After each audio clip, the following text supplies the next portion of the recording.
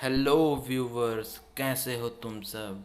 तो आज की इस वीडियो में मैं आपको बताऊंगा क्लास 8 हिंदी साइंस में जंतुओं में जनन।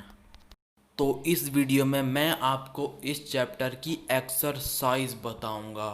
तो चलो मेरे साथ, अपनी कॉपी और पेन पकड़ो और चलो पढ़ने के लिए।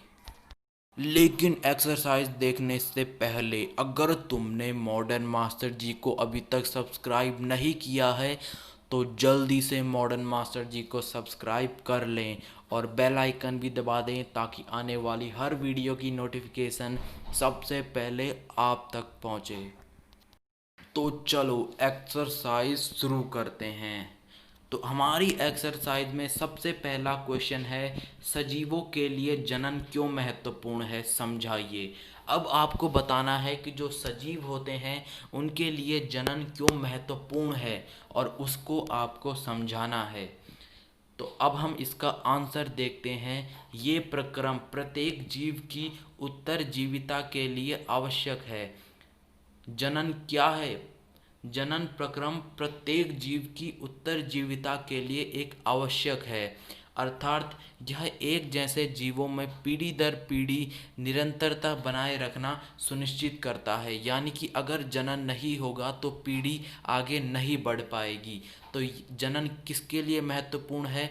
पीढ़ी दर पीढ़ी निरंतरता बनाए रखने के लिए। अब हम दूसरा क्वेश्चन देखते हैं। दूसरा क्वेश्चन है, मनुष्य में निषेचन प्रक्रम को समझाइए। अब आपको मनुष्य में जो निषेचन प्रक्रम होता है उसको आपको समझाना है। तो चलिए देखते हैं इसका आंसर। जनन प्रक्रम का पहला चरण शुक्राणु और अंडाणु का संलयन है। निषेचन के प्रक्रम में स्त्री यानी कि माँ के अंडाणु और नर पिता के शुक्राणु का संयोजन होता है। इसलिए नई संतति में माता और पिता दोनों के लक्षण होते हैं। अब जो नई संतान आती है उसमें कुछ माता और पिता के लक्षण भी होते हैं। और यह निषेचन क्या कहलाता है? नहीं, यह निषेचन शरीर के अंदर होता है। जो मनुष्य में निषेचन होता है वो शरीर के अंदर होता है।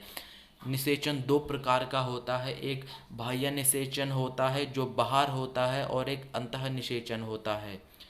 खैर छोड़ो, हम आगे देखते हैं। और यह निषेचन शरीर के अंदर होता है, इसलिए इसे आंतरिक निषेचन कहते हैं। निषेचन के परिणाम स्वरूप युग्मनज का निर्माण होता है।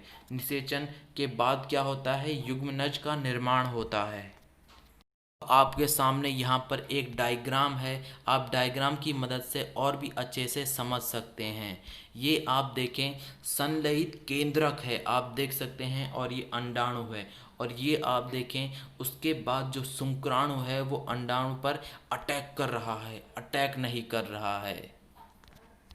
अटैक करने का ये मतलब नहीं है कि वो उसको मार रहा है। खैर छोड़ो, हम आगे पढ़ते हैं। अब हम आगे देखते हैं। सर्वोचित उत्तर चुनिए। अब आपको कुछ पॉइंट दिए गए हैं और उसके आपको आंसर बताने हैं। में आपको पहला पॉइंट दिया गया है, आंतरिक निषेचन होता है। अब आपको बताना है कि इनमें से आंतरिक निषेचन किस में होता है। अब आपको बताना है, मादा के शरीर में, मादा के शरीर से बाहर, या फिर नर के शरीर में, या फिर नर के शरीर से बाहर। तो आंतरिक निषेचन, पहले तो निषेचन माता के शरीर में होता है, और ऊपर से अगर बोला है आंतरिक तो इसका आंसर होगा पहला, क्योंकि मादा के शरीर में होता है।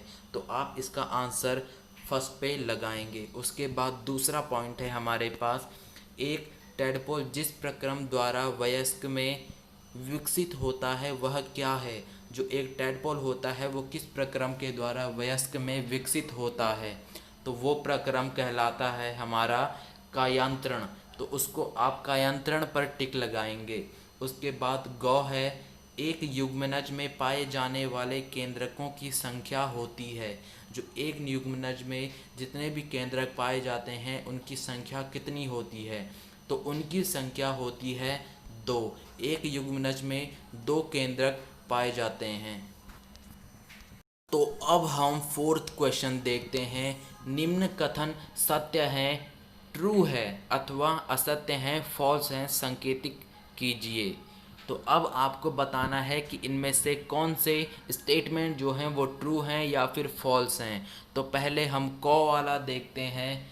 अंड प्रजक जंतु विकसित शिशु को जन्म देते हैं। जो अंड प्रजक जंतु होते हैं वो विकसित शिशु को जन्म देते हैं, तो ये आपका होगा फॉल्स। जो अंड प्रजक जंतु होते हैं वो विकसित शिशु को जन्म नहीं देते हैं। प्रत्येक शुक्राणु, अब हम सेकंड देखते हैं। प्रत्येक शुक्राणु एक एकल कोशिका है। जो प्रत्येक शुक्राणु होता है वो क्या है, वो एक एकल कोशिका है। तो आप इस पर लिखेंगे ट्रू। प्रत्येक जो शुक्राणु होता है वो एक एकल कोशिका होती है। मेंढक में बाह्य निषेचन होता है। जो मेंढक होता है उसमें बाह्य निषेचन होता है। हाँ, मेंढक में बाह्य निषेचन होता है, तो आप इसमें भी लगाएंगे ट्रू। उसके बाद हम घ देखते हैं। वह कोशिका जो मनुष्य में नए जीवन का प्रारंभ है उसे युग्मक कहलाती है। वह कोशिका जो मनुष्य में नए जीवन का प्रारंभ है उसे क्या कहते हैं, उसे युग्मक कहते हैं। तो ये भी आपका ट्रू है। उसके बाद हम अगला देखते हैं। निषेचन के पश्चात दिया गया अंडा एक एकल कोशिका है। जो निषेचन के बाद जो दिया गया अंडा होता है वो एक एकल कोशिका है। तो हाँ, जो निषेचन के बाद जो अंडा होता है वो एक एकल कोशिका होती है। आपने सुना होगा शुतुरमुर्ग का अंडा दुनिया की सबसे बड़ी कोशिका है। खैर छोड़िए, हम आगे देखते हैं। अमीबा मुकुलन द्वारा जनन करता है। जो अमीबा होता है वो किसको द्वारा जनन करता है, मतलब यहाँ पे लिखा गया है कि अमीबा मुकुलन द्वारा जनन करता है। तो ये क्या होगा आपका, अमीबा मुकुलन के द्वारा जनन नहीं करता है। तो यहाँ पर आप लिखेंगे फॉल्स। उसके बाद हम अगला देखते हैं। अलैंगिक जनन में भी निषेचन आवश्यक है। जो अलैंगिक जनन होता है उसमें भी निषेचन आवश्यक होता है नहीं। तो यहाँ पर आप फिर से लिखेंगे फॉल्स। उसके बाद हम जौ देखते हैं। द्विखंडन अलैंगिक जनन की एक विधि है। जो द्विखंडन होता है वो अलैंगिक जनन की एक विधि होती है। तो हाँ, ये ट्रू है आपका। जो द्विखंडन होता है वो अलैंगिक जनन की एक विधि होती है।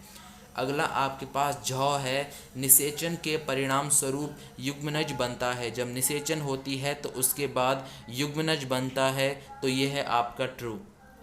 निषेचन के बाद क्या होता है, युग्मनज बनती है। भ्रूण एक एकल कोशिका का बना होता है। जो भ्रूण होता है वो एक एकल कोशिका का बना हुआ होता है नहीं, भ्रूण एक से अधिक कोशिकाओं का बना हुआ होता है। तो आप इस पे लिखेंगे फॉल्स। अब हम फिफ्थ क्वेश्चन देखते हैं। युग्मनज और गर्भ में दो भिन्नताएं दीजिए। अब आपको युग्मनज और जो गर्भ होता है उसमें दो भिन्नताएं देनी हैं। तो आप इस तरह से कुछ कॉलम बना लेंगे और एक साइड आप युग्मनज लिखेंगे, दूसरी साइड गर्भ लिखेंगे। उसके बाद युग्मनज में हम पहला पॉइंट देखते हैं। निषेचन के समय शुक्राणु और अंडाणु संलयित होकर एक हो जाते हैं। इसके परिणाम स्वरूप युग्मनज का निर्माण होता है। तो युग्मनज का निर्माण किस तरह होता है, निषेचन के समय शुक्राणु और अंडाणु संलयित होकर एक हो जाते हैं, इसके बाद युग्मनज का निर्माण होता है। पर गर्भ में युग्मनज विकसित होकर भ्रूण बनता है और भ्रूण की वह अवस्था जिसमें सभी शारीरिक अंगों की पहचान हो सके उसे गर्भ कहते हैं। अब हम युग्मनज की दूसरी पॉइंट देखते हैं। यह जनन प्रक्रम के प्रथम चरण के परिणाम स्वरूप बनता है। यह जो क्या होता है, जन्म प्रक्रम के प्रथम चरण के परिणाम स्वरूप बनता है। लेकिन जब गर्भ का विकास पूरा हो जाता है तो माँ जब नवजात शिशु को जन्म देती है। जब गर्भ का विकास पूरा हो जाता है तो माँ होती है वो नवजात शिशु को जन्म देती है। तो यहाँ पर नवजात का मतलब ऐसा नहीं है कि कोई वो दूसरी प्रजाति या कोई अलग चीज़ हो। कि नवजात मतलब जिसकी अभी कोई जाति पता नहीं है, वो मासूम है एक। अब हम सिक्स्थ क्वेश्चन देखते हैं। अलैंगिक जनन की परिभाषा लिखिए। जंतुओं में अलैंगिक जनन की दो विधियों का वर्णन कीजिए। तो अब हम इसका आंसर देखते हैं। जनन जिसमें केवल एक ही जनक एक नए जीव को जन्म देता है उसे अलैंगिक जनन कहते हैं। तो अब हम इसका आंसर देखते हैं। तो इसमें पहला पॉइंट होगा आपका मुकुलन। ऐसा जनन जिसमें जनक में एक या अधिक उभार विकसित होकर नए जीव को जन्म देते हैं उसे मुकुलन कहते हैं। उदाहरण के लिए आपका हाइड्रा हो गया। उसके बाद द्विखंडन हम देखते हैं। ऐसा जनन जिसमें जीव विभाजित होकर दो संतति उत्पन्न करता है, जैसे उसे द्विखंडन कहते हैं। जैसे कि अमीबा, अमीबा क्या होता है, टूटता है, उसके बाद दो अमीबा बन जाते हैं। अब हम सेकंड क्वेश्चन देखते हैं। सेकंड यानी कि 6 के बाद 7th, मादा के किस जनन अंग में भ्रूण का रोपण होता है। तो अब आपसे पूछा गया है कि मादा के किस जनन अंग में भ्रूण का रोपण होता है, तो उसे कहते हैं गर्भाशय। अब हम 8th क्वेश्चन देखते हैं। कायांतरण किसे कहते हैं, उदाहरण दीजिए। तो कायांतरण किसे कहते हैं, कुछ जंतुओं में शिशु वयस्क के समान नहीं होते। ऐसे जंतुओं के शिशु का कुछ विशेष वर्तमान परिवर्तनों के साथ वयस्क में रूपांतरण कायांतरण कहलाता है। उदाहरण के लिए मेंढक और टेडपोल रूपांतरित होकर वयस्क में बदल जाता है। मेंढक में क्या होता है, पहले टेडपोल होता है और वो रूपांतरित होकर वयस्क में बदल जाता है, जो छलांग लगा सकता है और तैर सकता है। अब हम 9th क्वेश्चन देखते हैं। आंतरिक निषेचन एवं बाह्य निषेचन में भेद कीजिए। अब आपको आंतरिक निषेचन और बाह्य निषेचन में भेद करना है। तो आंतरिक निषेचन कहाँ होता है, यह शरीर के अंदर होता है। उसके बाद हम अगला पॉइंट देखते हैं बाह्य निषेचन का। यह शरीर के बाहर होता है। बाह्य निषेचन मैंने आपको अभी थोड़ी देर पहले बताया था कि आंतरिक निषेचन शरीर के अंदर होता है और बाह्य निषेचन शरीर के बाहर होता है। अब हम आंतरिक निषेचन का दूसरा पॉइंट देखते हैं। यह मानव, मुर्गी आदि में होता है। मानव और मुर्गी इन सब चीज़ों में आंतरिक निषेचन होता है, परंतु मछली, स्टारफिश जैसे जलीय प्राणी जो होते हैं उनमें बाह्य निषेचन होता है। अब हम 10th और लास्ट क्वेश्चन देखते हैं। नीचे दिए गए संकेतों की सहायता से क्रॉस शब्द पहेली को पूरा कीजिए। अब आपको ये पहेली दी गई है, इसको आपको पूरा करना है बाईं से दाईं ओर और ऊपर से नीचे की ओर। तो अब इसमें हम देखते हैं। फर्स्ट पॉइंट पे है बाईं से दाईं ओर, यहाँ अंडाणु उत्पादित होते हैं। अंडाणु कहाँ उत्पादित होते हैं, अंडाशय में। तो अब आप यहाँ पर लिखेंगे। उसके बाद तीसरा पॉइंट है, मैं आपको यहाँ पर से आंसर दिखा देता हूँ, आप यहाँ से मैच करके भर सकते हैं। तो यहाँ पर आपका चैप्टर ख़त्म होता है। अब आप जा सकते हो, आज़ाद हो। लेकिन आपके लिए यहाँ पर एक क्वेश्चन है, आपने क्या सीखा। तो आप ज़रूर एक बार याद करना दोबारा से, और नहीं समझ आया तो वीडियो को दोबारा देखना और सोचना आपने क्या सीखा।